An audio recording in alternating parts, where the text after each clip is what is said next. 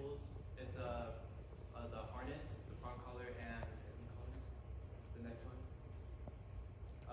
So harnesses are often used incorrectly. A lot of people think that they are used to prevent pulling, but that's only one type of harness. There's a harness that has a clip on the front. A lot of times harnesses are used to pull, like sled dogs. When they pull sleds, they have a harness around the chest so that it's easier for them to breathe and have more support around their chest area. You wouldn't put a sled dog, on a flat collar. You wouldn't connect it on a flat collar. Something to keep in mind when it comes to a harness is all of your dog's power is in their chest, and that's what you're hooked to when you have a harness on your dog. And you think about it this way: law enforcement uses harnesses, protection dogs use harnesses. There's a reason for that. It's because it causes a restriction, and when you're restricting that dog from moving forward, and you're putting that tension on, it's agitating that dog, and that dog wants to pull harder and harder. You see dogs that are wearing vests walking down the road, and they're scratching up the sidewalk just trying to go. That's not good. That means they need a different tool, right? So sometimes this can encourage a lot of pulling. So if you're dealing with a dog that's pulling and they have a harness, that's probably the issue you're dealing with. You can revisit the harness later. And the reason I say that, my dog is a Doberman. She has her e-collar, her prong collar, her flat collar, and then she has a harness on. The reason I use a harness is because I don't want people touching my working dog while she's working, and it says do not pet on both sides. I use that harness just to tell people, hey, stay away, we're working. So I have my leash attached to her prong collar, and that's what I'm walking her on. That's what speaks to her. If I tried to put that harness on her, I'd get yanked down the street. Yeah. So I'm not saying that you can't use a harness for, if you have a little dog and you get a harness with a handle, I feel you. You'll see stray dogs and you need a handle to grab your dog up. I get that. But don't attach your leash to it unless you're encouraging a pulling behavior. A lot of people will hook up a pit bull to a harness and then hook that line up to a weight or something to get their dogs beefy for show. That's completely different, and those people know how to do that.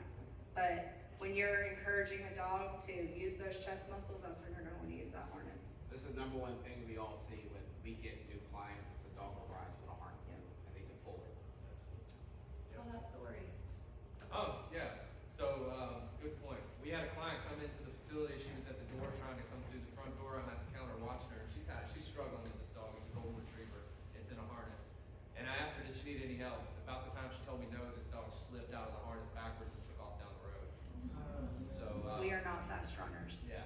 We ended up, luckily, I told her, you stay calm, don't chase the dog. Actually, if you're rolling the other way, the dog will come after you. Yeah, Things start chasing you. Yeah. So we just stayed calm. I calmed her down and was like, look, just stay calm and let's go this way. And the dog came back. As soon as it came back, I put a slip lead on that dog. So, yeah, it can definitely happen. They can slip out of them. Yeah, it could be life and death.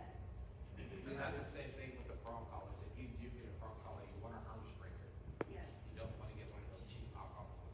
You got us. We'll go to that. Let's go to the next slide. Perfect. Prong collars. Prong collars are often used to prevent pulling. That's actually, I think that's their only purpose, to prevent pulling. You're not supposed to leave a prong collar on all day long. It's only used when you want them to stop pulling. Like if you're going on In training. walks. Yeah, in training. If you're going on walks and they're not fully trained to stop pulling yet, that's when you would put a prong collar on them. Like I said earlier, it's not meant to be too tight or too loose because then you can harm the dog. It can break skin or their throat. And it should be high up right behind the dog's ears, not hanging like a necklace. If it's like a necklace, it won't tighten correctly and it just won't work at all. And I know you guys seen on the internet where people with the prong collars and the leashes, and they take the dogs and they slam them. Never want to do that with a prong collar. It is not how you use it. It's going to correct itself how it comes in and out if it's set on the dog properly. And you see a lot of people doing, when he says leash pops, they're little leash pops. You can't just little pops, and it's communicating with the dog, letting the dog know that whatever they're doing is wrong, come back to me, check in with me, sit, or lay down. So that they should automatically flow with this without you having pressure. So you want to desensitize them to how they work on the leash before you start working them outside. Treats is a good way to start that. You let them know how to condition. And there's, On the prong collar. Yeah. So when I conditioned a dog on a prong collar, the first time I did it, we just did it today, is that I let them go everywhere. So they feel that tension coming in and out, and I just stand there. Now I would normally have a treat.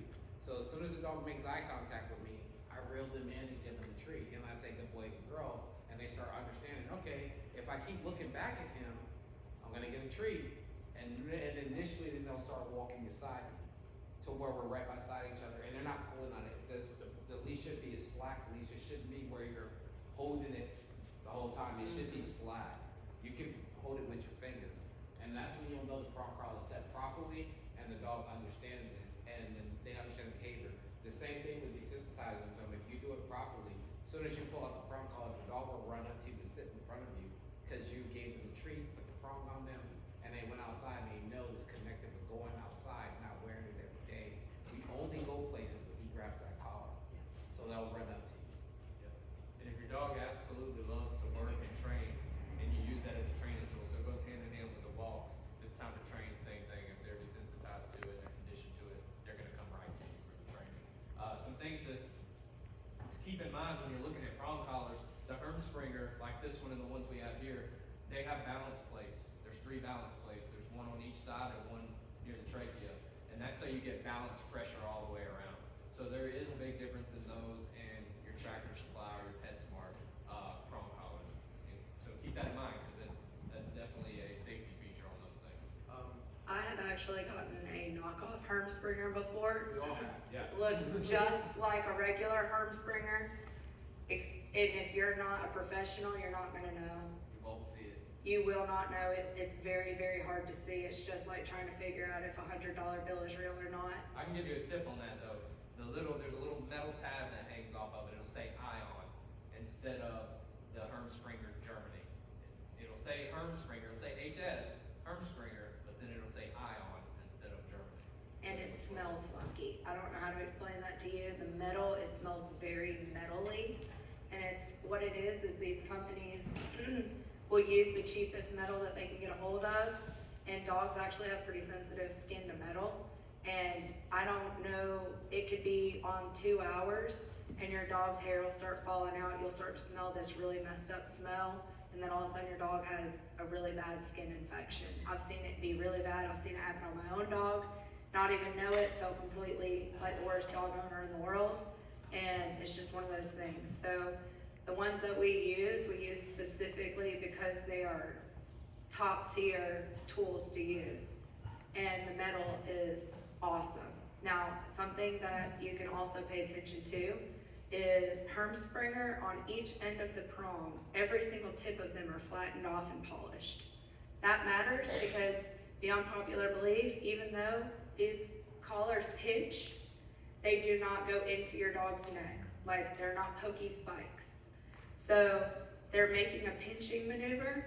The ones at Tractor Supply are usually very sharp if you touch them. They're usually in a pointed, rounded off position. And those do tend to scratch dogs up pretty bad. And a lot of people seem to think that the bigger your dog is the bigger Hermspringer you need or the bigger prong collar. And they'll get this really big, heavy, 10-pound prong collar to put on their big, massive dog.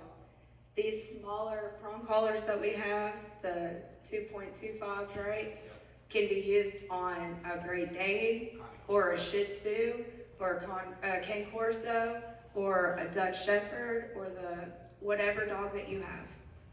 Every single dog, this is the exact same thing we use on at work. There's a more precise correction with that size compared to the bigger ones. That's why she's saying that. And So- this one specifically on Amazon, just so that you know, because we've all of us have been victim to it, is we see this and we're like, hey, that's awesome.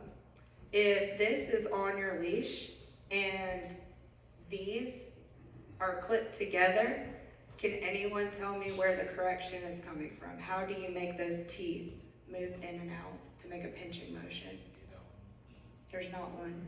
So it makes you believe, hey, this is a lot more humane because it has rubber tips. Well, the tips aren't poking into your dog anyways. If my leash is attached here, then it's not flexing at all. What's actually happening is there's no balance plate, like right here, and all the pressure that you're putting on your dog or that your dog is putting on the collar is just, the spikes are actually going straight into their neck.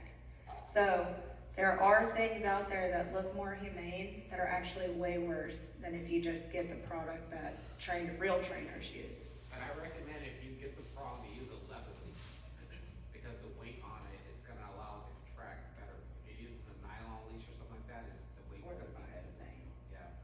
The biothane ones are really good too. When I was talking about earlier, these leashes, I lost my voice 2 days ago, so I'm trying. These leashes, I can attach it to 2 cars and there's no give. And when you're giving a precise correction, like Rodriguez was saying, I got you, let me get that in. when I'm giving a correction, I'm just tapping with these 2 fingers over here, and that is a good enough correction. But if this has stretch to it, and I'm having to pull a lot, he's not gonna get the same correction. And with dogs that are at a 3, this is gonna work, these taps, but some dogs, especially work dogs, need a more precise, harsher correction, especially if they're lunging and barking at other dogs. You have to give it a good tap and turn. Well, if I give it a good tap and this is stretchy, my fingers are gonna go straight through it like that, and there's gonna be no correction given to the dog. Or by the time that bungee, let's say a bungee leash, you make a correction with that, by the time that bungee does its job and gets back to the tool that's correcting the dog, you've missed your window of opportunity. Yeah. Right. So it's So you correcting want the that- dog for something that happened, and That that's already correction forgot is about. So, let's go to the next one. And I keep telling y'all, the dog's making screenshots, so you have about 2 seconds to correct good behavior or let them know they did something wrong, and we'll get into that too. Besides body colors, we use the mini educator because of how sensitive it is. There's lots of other e-colors. Some of them can be dangerous if used incorrectly, or if you just don't really know anything about e-colors at all. I'm just gonna explain how they should be used safely, and I think the next slide is e-collar demonstration. So the e-collar position, it should be rotated from the left side of the neck to the right side of the neck, because if it stays on one side every single day that you put it on, it can cause rashes on the dog. Try not to put an e-collar on unless you're training. Yeah. But We do tell people to use them inside when you're correcting bad behaviors in the house, or a leash.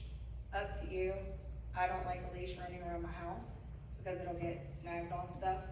But if you have an e-collar, it's your invisible leash, so you can still make corrections or get your dog's attention if it's conditioned properly. Yes, and I try to make corrections without it, so the dog isn't getting hooked on just the e-collar. These are dogs we call e-collar smart, where you put a collar on them and then they're just great. And as soon as you take the collar off them, they're a mess. So you wanna correct them when they're wearing the collar, when they're not wearing the collar. That's where wrong collar comes in. like she said, use the e-collar as an invisible leash, like how she was doing the leash pops.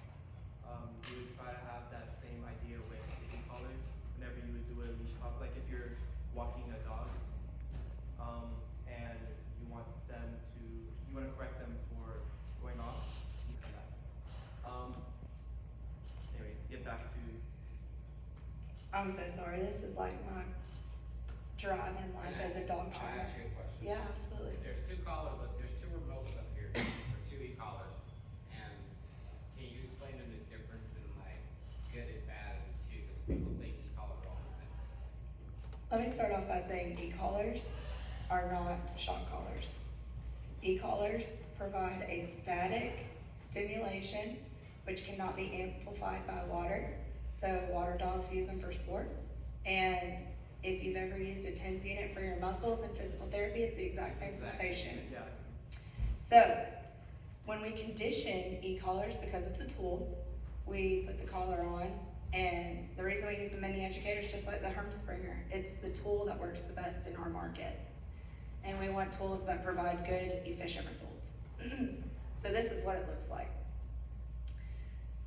When we condition dogs, we will put the collar on the dog. Good dog, good job. We'll turn the collar on, and we will start stimulating the collar. A lot of people in the world get shock collars off Amazon, and they are not regulated. At all. And I'm a victim of that also. Before I was a dog trainer, I bought a cheap Amazon e-collar because I was having trouble with my cattle dog. And on one, it was like touching hot 110 wire in your house. And I actually shocked Wes with The it. thing about the cheaper is the more powerful. Yes. So they have to pack a lot of punch, and nobody tests these things in the dog world yet. So I actually was coming to Wes going, I don't know what's wrong with this thing, and he actually threw it across the room and was like, that thing hurts, and that was on one. Not 100, just one. So this e-collar, when we start conditioning this dog, we start turning it up gradually, and we're looking for things in your dog. We're looking for an ear to flicker. We're looking for your dog to turn around and look behind them and see what that was. The sensation from the e-collar, and if you have time today, I'd like to stick one in every single person's hand and let you feel it if we have one, and let you feel the sensation. Because a lot of people get these collars from Tractor Supply or on Amazon, and they go, oh, well, I only use it for vibrate. Vibrate's actually a lot more aggressive on a dog than the stimulation. And the reason I say that is because if I put it in your hand, most of you will feel it in the 20th. And even if you have soft hands, 20s. And the vibrate feels like a cell phone vibrate. So your dog feels it somewhere between 4 and 12, more working lines, 4 and 18. And you might just feel just a tapping on a little bit on your hand when I put it in your hand. And then when I hit vibrate, it's bzzz. And when that happens, obviously that's a lot more aggressive. So when we're conditioning this dog, we find where that ear flickers, we stay there. That's our new baseline. And every time that my voice makes the command, that dog feels that stimulation because my voice is making that stimulation happen. If you ever go and say, Rex, you better start doing what I say or you're gonna get zapped, your dog is smart enough to say, this is doing whatever that collar's doing, and it will eat that remote. I've seen it happen so many times. I've had a personal dog with 2 remotes. Same here. And remotes are expensive. Y'all are about to find out I'm the cheapest person in the world. I don't like the word expensive. So, what collar you use matters. There are other collars out there that are great. Mini Educator just happens to be all of our favorites. The reason I personally like the Mini Educator is the remote is super friendly for new people. That's because on this side, you'll have 2 stimulation buttons. There's on the next slide it shows. Go ahead. Yep, perfect. So you have a black button that has an S on it and a red button that has an S on it. Both of those stand for stimulation. The black one is the one that I use when I say come, down, stay. That's how I would use it. The red button I call the oh crap button. That's if dog is going towards street or running away from me actively. You can change how far it amps up, but we have it set to 5. So if you're at a 5, it's gonna go to a 10. That's when you're gonna hit the button for, I need a little bit more, because there's gonna be scenarios where something triggers them more than something else. This is just for very little distraction, and I have your engagement. You're paying attention to me, and I am providing the same sensation that a leash would.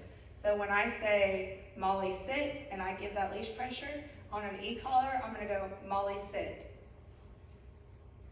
Red button is for runaways, or you're really not listening.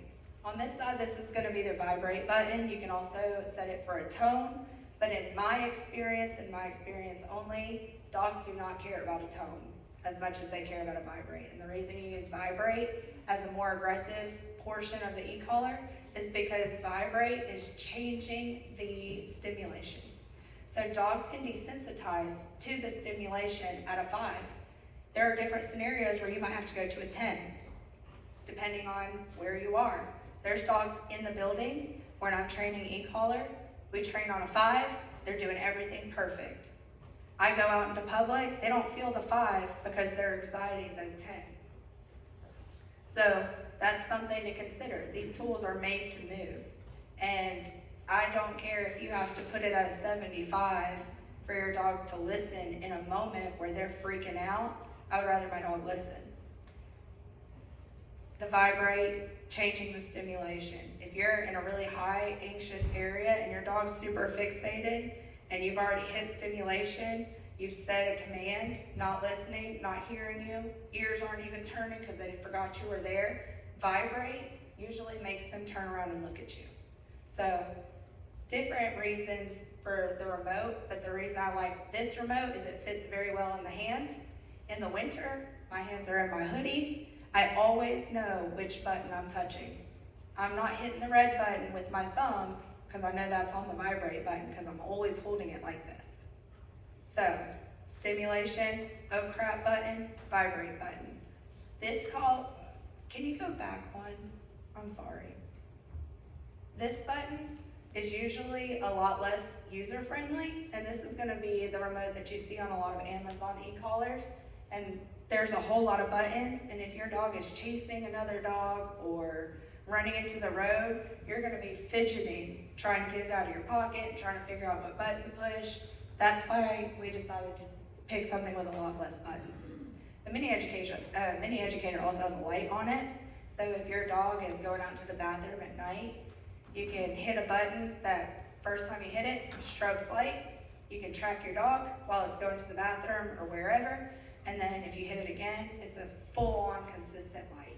So my dog is the same color as the woods, and I can't see her, especially at night, and I don't like the dark, so I'm not out there, and I'm looking through the window, and I can see the light. When she comes back, she can also see because it's pointed down. Yeah. So one thing I hear a lot that people say when they bring the dog, they say, my dog is trained on the vibrate only, or the tone only. Then your dog's half trained, that's like giving your dog a half treat. Yeah. If your dog is trained on this collar, they should know all the functions on there. And that's, I mean, from my point of view, if you're only training it, you're half training the dog, and when you really need to use stimulation, they've never been stimulated, you're going to mess that dog up. They're gonna have a complete panic attack. Like I was saying way before with the grooming and how you want to have a good emotion with grooming, try not to give a bad emotion to e-collars. Yeah, Because if you're if training you, with that, you're doing basic obedience, sit, and there's a stimulation, the dog reference that as a good thing. So then they'll be focused and engaged with you even when you're using it. If you're just using it when they're doing bad things, then that's all they're gonna focus on is a bad tool. And just remember, when you use the e-collar, if your dog ever makes a yelping sound or jumps or screams, it's not because it hurt the dog, it's because it scared the crap out of it. The dog doesn't know how to handle that emotion, so it yelps. unless it's on 100, Yeah. then you're hurting the dog. I know you're crazy. And there's some dogs that you'll see, Malinois, I'm sorry, are specific to this. Yeah. They have so much drive to do what they want to do. They're very independent dogs.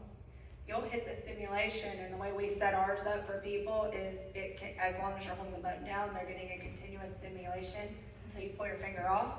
And the way that stimulation feels is just tapping. So you'll hear me say, if you tap on a dog, that's what I'm talking about. Tap on your shoulder, a bunch of spiders crawling on you. Yep. Your dog, if it's a Malinois, you will see their shoulder doing like this, and they're not doing anything. They don't care. Different dogs, especially with different drives, you will see it takes a different kind of stimulation. They feel it, they just don't care. Yeah. And you also gotta add with the e-collar, there's something called superstitious behavior. If you're stimulating your dog while they're doing something like trying to fight another dog, they could think the other dog was shot. So you have to be careful when you're using it in certain situations. Alright, let's go to the next slide. So